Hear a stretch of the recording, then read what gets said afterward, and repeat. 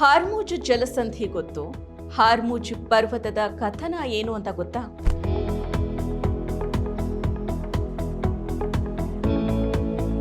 ಬಣ್ಣದ ಕುಳಿಯ ಹಾರ್ಮುಜ್ ಪರ್ವತದ ಕಥನ ಎಲ್ಲಿದೆ ನೋಡಿ.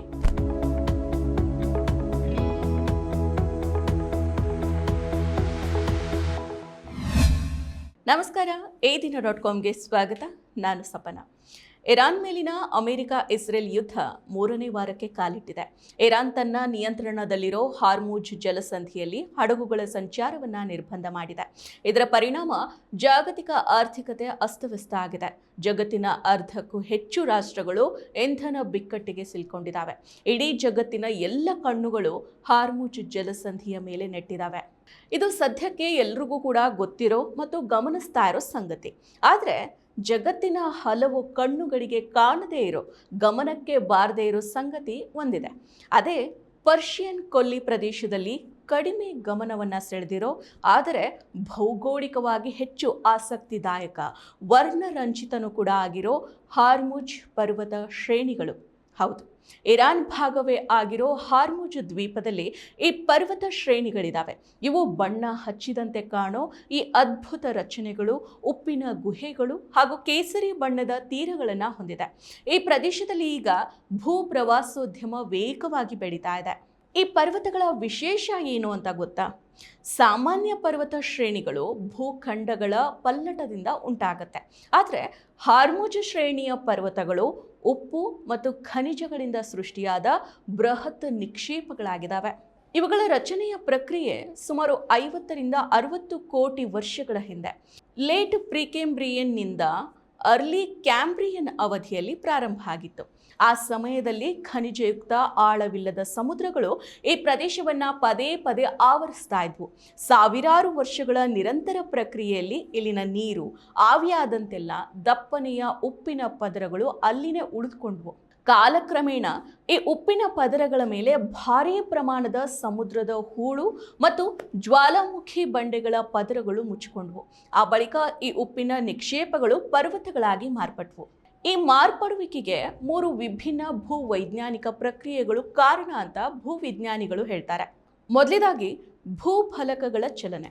ಕೋಟ್ಯಾಂತರ ವರ್ಷಗಳ ಹಿಂದೆ ಅರೇಬಿಯನ್ ಮತ್ತು ಯುರೇಷಿಯನ್ ಭೂಭಾಗಗಳು ಪರಸ್ಪರ ಡಿಕ್ಕಿ ಹೊಡೆದಾಗ ಭೂಮಿಯ ಪದರದ ಮೇಲೆ ಒತ್ತಡ ಉಂಟಾಗಿ ಬಿರುಕುಗಳು ಮೂಡ್ತವೆ.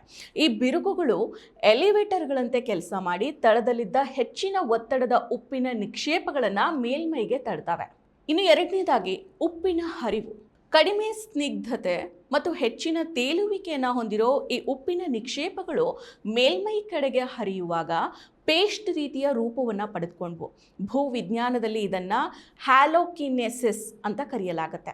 ಅಂತಿಮವಾಗಿ ಈ ಹ್ಯಾಲೋಕಿನೆಸಿಸ್ಗಳು ಭೂಮಿಯ ಪದರವನ್ನು ಭೇದಿಸಿಕೊಂಡು ಬೃಹತ್ ಗುಮ್ಮಟಗಳಾಗಿ ಮತ್ತು ಹಾರ್ಮುಜ್ ದ್ವೀಪದಂತಹ ಪರ್ವತಮಯ ದ್ವೀಪಗಳಾಗಿ ರೂಪುಗೊಂಡ್ವು. ಇನ್ನು ಮೂರನೇದಾಗಿ ರಾಸಾಯನಿಕ ಹವಾಮಾನ ವೈಪರೀತ್ಯ. ಈ ಉಪ್ಪಿನ ಗುಡ್ಡಗಳು ಮೇಲೆ ಬರುವಾಗ ಜ್ವಾಲಾಮುಖಿ ಬಂಡೆಗಳು, ಜೇಡಿ ಮಣ್ಣು ಹಾಗೂ ಲೋಹಯುಕ್ತ ಖನಿಜಗಳ ಮಿಶ್ರಣವನ್ನು ಮೇಲೆ ತಂದವು. ಈ ಮಿಶ್ರಣ ನೀರು, ಆಮ್ಲಜನಕ ಹಾಗೂ ಸೂರ್ಯನ ಬೆಳಕಿಗೆ ನಿರಂತರವಾಗಿ ಒಡ್ಡಿಕೊಂಡಾಗ ರಾಸಾಯನಿಕ ಪ್ರಕ್ರಿಯೆ ನಡೆದು ಬಣ್ಣಗಳು ಬದಲಾದವು. ಇದರಿಂದಾನೇ ಈ ರಚನೆಗಳಲ್ಲಿದ್ದ ಕಬ್ಬಿಣದ ಆಕ್ಸೈಡ್ ತುಕ್ಕು ಹಿಡಿದು ಮಂಗಳ ಗ್ರಹದ ಮೇಲ್ಮೈನಲ್ಲಿರೋ ಹಿಮಟೈಟ್ ಕೆಂಪು ಬಣ್ಣದಂತೆ ಗಾಢ ಕೆಂಪು ಬಣ್ಣಕ್ಕೆ ತಿರುಗಿದ್ವು. ಹಾಗೆಯೇ ಲಿಮೋನೈಟ್ ಖನಿಜ ಹಳದಿ ಬಣ್ಣವನ್ನು ನೀಡಿದ್ರೆ ತಾಮ್ರದ ಸಂಯುಕ್ತಗಳು ಉತ್ಕರ್ಷಣಗೊಳಗಾಗಿ ಎದ್ದು ಕಾಣೋ ಹಸಿರು ಬಣ್ಣಕ್ಕೆ ತಿರುಗಿದ್ವು. ಇವೆಲ್ಲವೂ ಬಿಳಿ ಬಣ್ಣದ ಉಪ್ಪಿನ ನಿಕ್ಷೇಪಗಳೊಂದಿಗೆ ಸೇರಿ ಅದ್ಭುತ ವೈವಿಧ್ಯಮಯ ನೋಟವನ್ನು ನೀಡ್ತಾ ಇದೆ, ಕಣ್ಮನವನ್ನು ಸೆಳೀತಾ ಇದೆ.